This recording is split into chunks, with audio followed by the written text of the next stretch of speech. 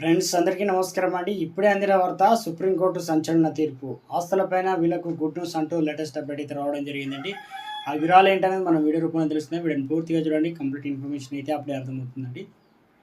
మీలో ఇంకెవరైనా సరే మన ఛానల్ సబ్స్క్రైబ్ కూడా చూస్తున్నట్లయితే దయచేసి మన ఛానల్ సబ్స్క్రైబ్ చేసుకొని bell button all notification activate చేసుకోండి. అదేవిధంగా చూస్తున్నారు కానీ లైక్ చేయడం మర్చిపోతున్నారంటే దయచేసి లైక్ చేయండి. లేట్ చేయకుండా వీడియోలకైతే వెళ్ళిపోదామండి మనం. చాలా మందికి ఆస్తి సంబంధించిన నియమాలు తెలియవు. అందుకే కాలక్రమాన పెద్ద సమస్యలు చిక్కుంటారు. అందుకు తగ్గట్టుగా ఆస్తుల సేకరణ సంబంధించిన వివాదంలో సుప్రీంకోర్టు చేరగా సుప్రీంకోర్టు కీలక తీర్పు అయితే ఇచ్చింది. సుప్రీంకోర్టు నిర్ణయం ఆస్తిపై దాని యాజమాన్య హక్కులు పొందగల పరిస్థితి వివరించింది. అంటే ఈ ఉత్తర్వుల్లో సుప్రీంకోర్టు జారీ చేసింది మరియు ప్రైవేట్ మరియు ప్రభుత్వ ఆస్తుల గురించి సూచించింది. చాలామంది తమ ఇల్లు అద్దె తీసుకుంటారు. ఇంటి అద్దె తాత్కాలిక ఆదాయం కాబట్టి ప్రజలు తమ ఆస్తిలో పెట్టుబడి పెడతారు. ప్రజలు ఎక్కువ ఇల్లు, దుకాణాలు, ఆస్తులు మరియు భూములు కొనుగోలు చేయాలనుకుంటున్నారు. ఇల్లు, దుకాణం కానీ ఆస్తులు కొనాలనుకుంటే వెంటనే అద్దె ఇస్తారు. అయితే యజమాని తన ఆస్తికి అద్దె తీసుకోకుండా విదేశాల్లో వెళ్ళడం లేదా దేశంలో ఉంటూ తన పని తాను నిమగ్నమై ప్రతి నెల కూడా అతని బ్యాంక్ ఖాతాలో చేరే అద్దె గురించి మాత్రమే ఆందోళన చెందుతాడు. మీరు కూడా అలాంటి పొరపాటు చేస్తుంటే అద్దె తీసుకునే ముందు యజమాని కొన్ని విషయాలు గుర్తుంచుకుంటే చాలా ముఖ్యం. మన భారతదేశంలో ఆస్తికి సంబంధించిన అనేక నియమాలు రూపొందించబడ్డాయి. ఇక్కడ అద్దెదారుడు 12 సంవత్సరాల నిరంతర నివాసం ఉంటే అతని ఆస్తిని పొందవచ్చు అన్నమాట. కొన్ని షరతులు ఉన్నప్పటికీ మీ ఆస్తిని ఎవరైనా స్వాధీనం చేసుకోవడం అంత సులభమైతే కాదు.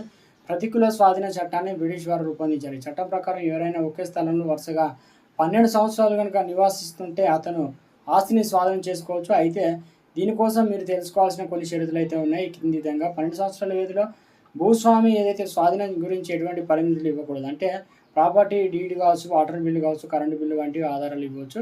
ఎటువంటి విరామం లేకుండా స్థిరమైన ఆస్తిని కలిగి ఉండాలి. ఇక 12 ఏళ్ళగా భూమిని కలిగి ఉన్న వారిని ఆస్తిగా యజమాని పరిగణిస్తారని ఆస్తి వివాదానికి సంబంధించి సుప్రీంకోర్టు చారిత్రాత్మక తీర్పునిచ్చింది. 12 ఏళ్ల పాటు భూమిపైన ఎవరు యాజమాన్య హక్కు పొందకపోతే కబ్జాలో ఉన్న వ్యక్తి భూమికి యజమానిగా పరిగణించబడతారని సుప్రీంకోర్టు పేర్కొంది. అతను దాని యజమానిగా పరిగణించబడ్డాడు. ఇక అయితే సుప్రీంకోర్టు ఇచ్చిన తీర్పు ప్రైవేట్ భూమికి సంబంధించినది. ఈ నిర్ణయం ప్రభుత్వ భూమికి వర్తించదనమాట. ఆస్తి తగాదాలపైన ఈ సెక్షన్లు అయితే వేస్తాయి. ఇక భూమికి సంబంధించిన వివాదాలకు సంబంధించి చట్టపరమైన సెక్షన్ల గురించి చాలామందికి తెలియదు. మరి భూమికి సంబంధించిన విషయాల గురించి చట్టపరమైన నిబంధనలు మరియు సెక్షన్ల గురించి తెలియదు కాబట్టి మీరు ఈ చట్టాన్ని తెలుసుకోవాల్సిందే. చట్టం సెక్షన్లో 406 మీరు చట్టంలోనే సెక్షన్ 406 గురించి తెలుసుకోవాలి. ఆస్తి విషయంలో మీ నమ్మకాన్ని ప్రజల సద్వినియోగం చేసుకోవడం చాలాసార్లు జరుగుతుంది. వారు తమపై ఉన్నటువంటి నమ్మకాన్ని మరియు విశ్వాసాన్ని సద్వినియోగం చేసుకుంటారు.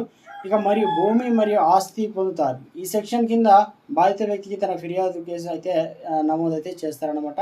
సో మొత్తానికి 12 సంవత్సరాలకు సంబంధించి ఎవరైనా కూడా ఆస్తి ఏదైతే ఉన్నాయో దీనికి సంబంధించి